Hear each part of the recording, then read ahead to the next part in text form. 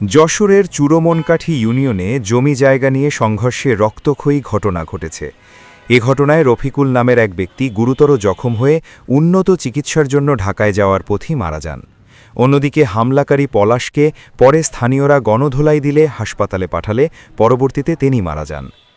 আজ আনুমানিক 3:30টার দিকে চুরমনকাঠি ইউনিয়নের সলুয়া কলেজের সামনে পৌঁছালে ধারালো অস্ত্র দিয়ে রফিকুলকে কুপিয়ে জখম করে পলাশ।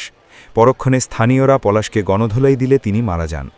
রফিকুল ও পলাশের সাথে জমি জায়গা নিয়ে গত 2 বছর ধরে বিরোধকে কেন্দ্র করে এই ঘটনা ঘটেছে। আমরা বিকাল 5টার দিকে রফিকুল গুরুতর আহত অবস্থায় পাই, অপরদিকে পলাশকে মৃত অবস্থায় পেয়েছি। ময়নাতদন্তের জন্য হাসপাতাল মর্গে প্রেরণ করা হয়েছে। প্রথমে গুরুতর কুপিয়ে জখম একজন রোগী রফিকুল, উনি আমাদের এখানে জরুরি বিভাগে আসে 4:45টার দিকে।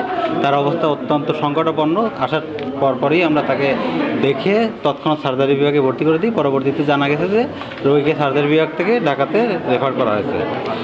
আর তার কিছুক্ষণ পরে প্রায় 5টার পরপরই 5টা অনুমান 10 মিনিটের এইরকম সময় আর একজন গুরুতর জখমের রোগী আহত অবস্থায় পুলিশ তাকে সঙ্গে করে আমাদের জরুরি বিভাগে নিয়ে আসে। আসার পরপরই আমি তাকে দেখে মৃত পাই এবং রোগীর যা তৎক্ষণাৎ যা জানা যায় তাতে জানা গেছে যে তাই সে গণপিটুনির শিকার হয়ে এখানে হসপিটালে আসার আগেই মৃত্যুবরণ করেছে। তারপর লাশ আমরা মর্গে হস্তান্তর করি। পরবর্তীতে নিয়ম অনুসারে তার পোস্টমর্টম এবং অন্যান্য ক্রিয়াকর্ম সম্পাদন হবে। বিচিত্র মল্লিক, ইমার্জেন্সি মেডিকেল অফিসার, 250 শয্যা বিশিষ্ট জেনারেল হসপিটাল, যশোর। এ ঘটনার পরপরই এলাকায় উত্তেজনা বিরাজ করছে।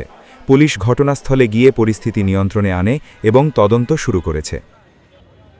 CTC news, Jessore.